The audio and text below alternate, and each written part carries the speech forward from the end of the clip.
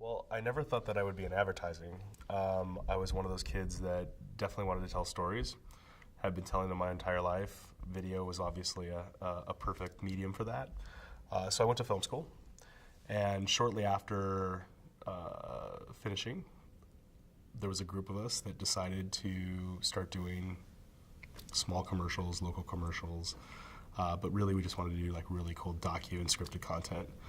And 15 years later, that grew into a pretty successful digital agency. So we were a blue chip agency of record for State Farm, Scott Trade, NBC Universal, Disney, all those fun places. And we were getting hardcore into tech and software, and my business partner at the time wanted to dive kind of headfirst into that world, which I understood. And I wanted to get back to content and kind of find and do what I'm doing now.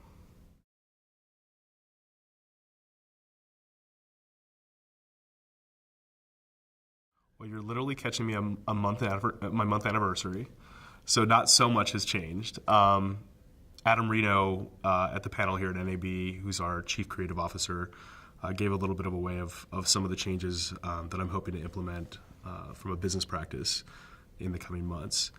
Vimby started as a publisher, right alongside Vice and Vivo, and creating music and arts and street content from all over the world. They established an incredible filmmakers network that goes well beyond simply ringers, but are truly part of our family. And they're in over 80 plus markets. Mark Burnett came in and partnered with Vimby, and with that partnership brought us into a really unique content space of leveraging that incredible network of market of scale, but as well as commercial quality to develop probably some of the most successful retail campaigns in history. One of them being Walmart, in which we were delivering anywhere of 270 packets of content from these filmmakers from all over 80 plus markets for commercial production, broadcast, and the like.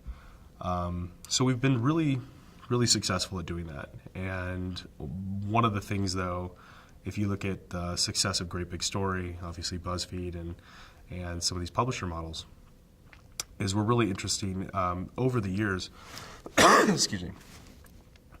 Over the years, we have continued to develop original content with these filmmakers as just case studies. We are literally sitting on hundreds of hours of vaulted content that is never before seen. And so, obviously, with not only that operation, but with that vault of content, it makes perfect sense for us to get back into the publisher space. So, in the coming months, hopefully you'll see more of that.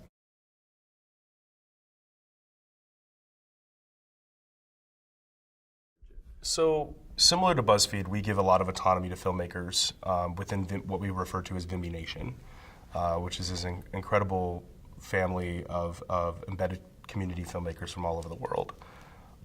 With that, we co-develop stories, and many of them are stories of obviously human interest, passion, do-gooding, everything that we've done for brands. But we really want to see what the chops of these kids' family members and what we refer to as our predators are, right? These producer, writer, editor, or directors. Some are more on the tour side, and some of them are definitely more on like the short docuseries side. The stories that we've been able to cultivate are ones of compassion, of innovation, entrepreneurship. Many stories from the heartland specifically that just haven't been told. We talk a lot about the disconnect that media and entertainment and broadcast has with Middle America, and have seen the outcome of that even as recent as the most recent election. And one of the things that Vimby is really excited about is we are sitting on gems of content that would really help us connect more effectively with those people, because you can't help but listen to their stories. And because the embedded filmmakers from those communities, and we get access like you've never before seen. So what we're hoping for is working with not just brands, but with other publishers. We're a white label for a number of large publishers, and looking at opportunities in which we can distribute these stories through specific channels that make sense.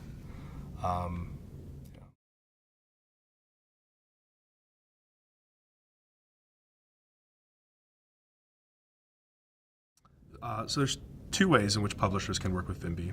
The first is to simply task us with finding really incredible stories in which make perfect sense for their media, their publishing point of view, their worldview.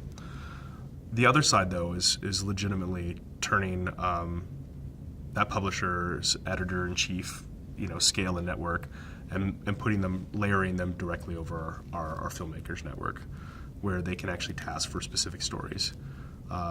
The ability for any major story break to be captured from the lens of so many different perspectives in as little as 24 hours at times is very attractive to a lot of major publishers that are responsible for being that responsive in really intricate ways. So what we're hoping to do is to create more of those relationships. The other thing that's kind of the major differentiator is that obviously broadcast news has been able to capture stories on a dime using a very complex network of stringers and affiliates. But one of the things that we feel is lacking is the authenticity of those stories as well as the commercial quality of those stories, both of which we're really attempting to solve with our approach.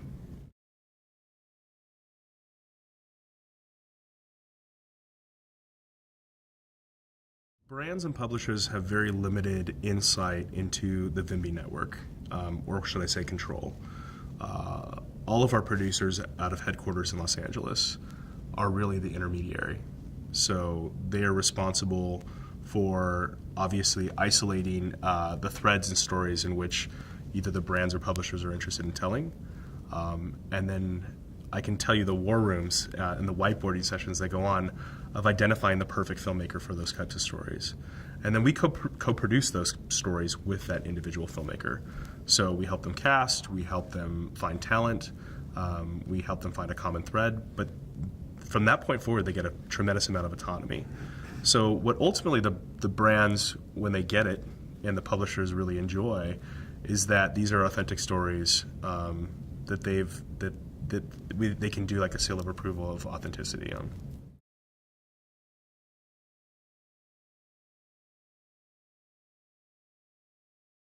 So the beauty of Vimby is we actually have very little overhead, and our margins are probably the best I've seen in recent years. It took a lot for me to come out of retirement.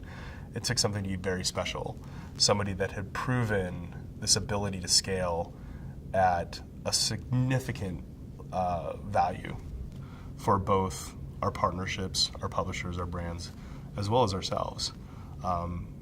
When you have a company that's getting back into publishing, that usually means that something went right, because all of a sudden you're taking on more risk. The fact that this has been happening all along should tell you that we're doing it considerably well.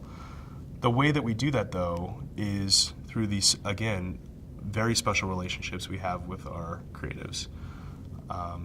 It typically was that if you wanted to get into journalism or film or documentary filmmaking, scripted commercials, you had to move to one of the big cities, which is where all the AORs, of course, exist. The fact that these incredible talent can live in their hometowns, can stay where they are, and still work on incredible projects is a huge value for them. So there's an inherent loyalty that exists without having to carry them on the bench when work isn't coming in. And that works conversely as well. So they're coming to us with incredible ideas and stories and potential clients. So there's a symbiotic relationship between us and these filmmakers, and especially when they're in other countries, because they just don't get that kind of American brand projects that you don't see overseas.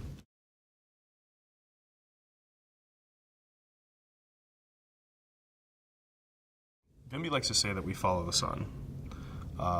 We're able to 24/7 have filmmakers that are going live, per se, in their unique markets. And because they're provided the same type of autonomy that many of BuzzFeed's filmmakers are, where there is no top-down guidance, we have done everything we can to support training, cultivating the relationships in their own community, showing them how we do it, But at the end of the day, we don't have a heavy hand in that at all. So the ability for us to turn on an international partner is the hardest part, is finding those right people. It takes a special type of blood and insight and view in order to work with us. So the majority of our overhead and time is spent on identifying and finding these unique individuals. But once we have them, once they're onboarded, they get to work at their own pace. They get to work on their own projects. We don't force feed them anything. They can come to us with an idea, or if it's a huge, massive global campaign, we'll push it out to them, and they literally get the opportunity to raise their hands. But that's as far as that relationship essentially goes, as well as far as our pocketbooks are necessitated to support them. They get to have their own lives.